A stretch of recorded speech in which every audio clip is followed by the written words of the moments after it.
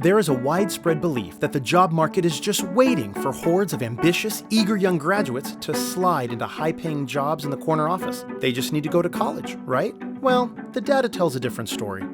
Charts like this imply a correlation between higher income and additional education, showing on average that a person with a university degree earns far more money than the average person without a high school diploma. This reliance on averages and perceived higher earnings for having a four-year degree has fueled a college-for-all philosophy, causing educators and parents to encourage going to the university, any university, to major in anything in pursuit of social mobility and financial prosperity.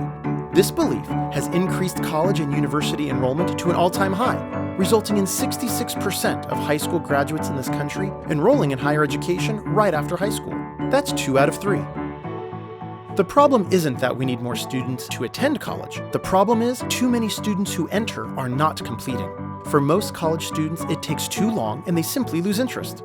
Others are juggling too much, or they discovered they picked the wrong major or attended the wrong institution for them. Since most students are told a university degree guarantees a higher salary, many delay their career planning until after college graduation, resulting in 62% of students reporting they feel disengaged because they don't see the connection between their coursework and their future career.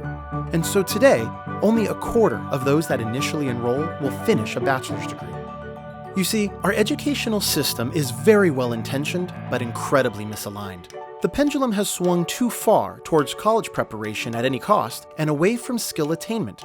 We even encourage a college-going culture as early as elementary school, with university pennants decorating second-grade classrooms, and we spend an exorbitant amount of time in high school getting into college. Education is core to our economy, but in order to guide our educational systems and maximize future income, we must understand this misalignment between education and our workforce.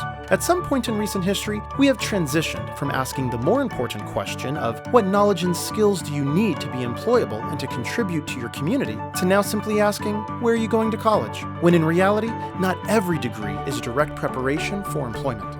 With rising education costs, a shrinking job market, and the oversaturation of some academic majors in the workforce, graduates take positions that do not require the education they have received, and often with debt they cannot afford. In fact, this misalignment between degrees and job skills causes half of university graduates to be underemployed in what are called gray-collar jobs, and 33% of college graduates are still underemployed well into their 30s. We know that success in today's world depends on aligning a student's academics with both their skills and available job opportunities, yet there is growing evidence of a skills gap in which many Americans are not receiving the essential skills that are needed.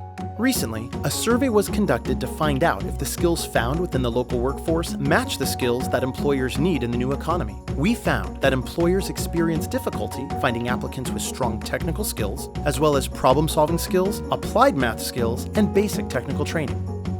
Unlike 3 generations ago, having hands-on skills and perfecting what you're good at can be more valuable in today's economy than getting a degree in something simply to get one. In fact, when hiring, business leaders say a candidate's knowledge and applied skills in a specific field are more important factors than where the candidate went to school or their college major. The economy and the world have dramatically changed. In 1960, when taking into account all jobs in the American economy, 20% required a 4-year degree or higher, 20% were technical jobs requiring skilled training, and 60% were classified as unskilled. But what's the right percentage to meet the labor market demand for tomorrow? Georgetown University predicts only 33% of all jobs will require a 4-year degree or more in the future, while the overwhelming majority will be highly skilled jobs requiring professional and technical training at the credential or associate's degree level. The true ratio of jobs in our economy is 1 to 7. For every occupation that requires a master's degree or more, approximately 2 professional jobs require a university degree, and there are over half a dozen jobs requiring a 1-year certificate or 2-year degree. And each of these technicians are in very high-skilled areas that are in great demand. So while most jobs in the future will require some education and training beyond high school, the majority of occupations will not require a bachelor's degree or more. It was the same in 1960, the same in 2000, and will be the same in 2040. Very well-intentioned, the recent college for all rhetoric is often misinterpreted as university for all. This message needs to be significantly broadened to a post-high school credential for all. Students at various educational levels have left school without essential skills, setting up our children for failure, costing them and taxpayers millions, all while the labor market is desperate for highly trained, skilled technicians.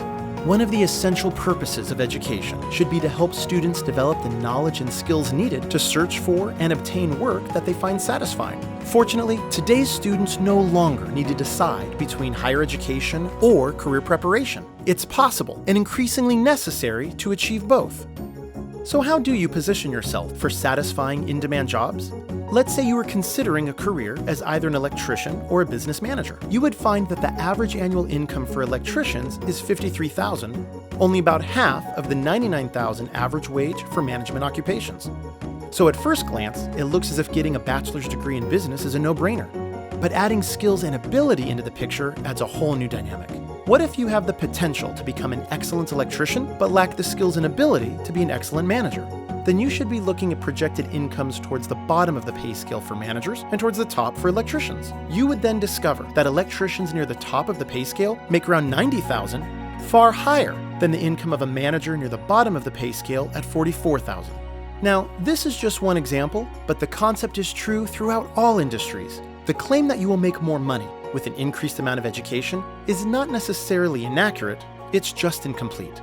That advice is based just on the averages, but no one is perfectly average. Everyone has unique skills, talents, and gifts. Truth is, the income for the top individuals in a wide variety of technical jobs is far higher than the average income for occupations requiring a 4-year degree. Nationally, associate degree earners range between $29,000 and $76,000, while bachelor's recipients earn between $37,000 and $102,000. But this data only accounts for the 25th percentile to the 75th percentile of full-time adult workers. This means 25% of associate degree holders earn more than $76,000 annually, while 25% of bachelor's degree holders earn less than $37,000. Our world has changed, and the university degree is no longer the guaranteed path towards financial success as it was for previous generations. And even if you do earn one, that education alone may not be enough. In today's highly technical, knowledge-based economy, employers want to know what you can do, and what you can do well, not just what degree hangs on your wall. And new and emerging occupations in every industry now require a combination of academic knowledge and technical ability. One without the other is insufficient. We need to ensure we're providing students with all the essential skills required to be competitive upon graduation. So before enrolling in classes or deciding what you're going to do next in your life, step 1 is self-exploration. Take multiple assessments and really analyze your talents and strengths. Step 2 is career exploration. Understand the jobs available, the income ranges they pay, and evaluate both the knowledge and skills they require. After researching all the possibilities, then engage in career planning by setting a flexible career goal based on your personality and abilities and not just your interests. This doesn't have to be what you want to do for the rest of your life, just set a goal of what you want to do first. Only then can you develop a skills-based education plan, including your tentative career goal with multiple education and training options both inside and outside the classroom. This could include community college, military service, a university, volunteering, registered apprenticeship programs, industry certifications, or gaining work experience. There are multiple paths to success. This is especially true if you are entrepreneurial.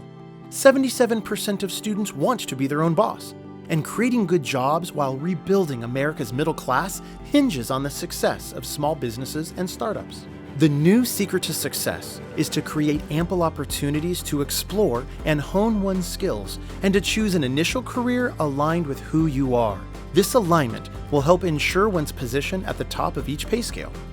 For the sake of our students, our families, and our country, we can't afford to get this wrong any longer. The time has come to redefine the goal for our students. Is the goal simply graduation or degree attainment?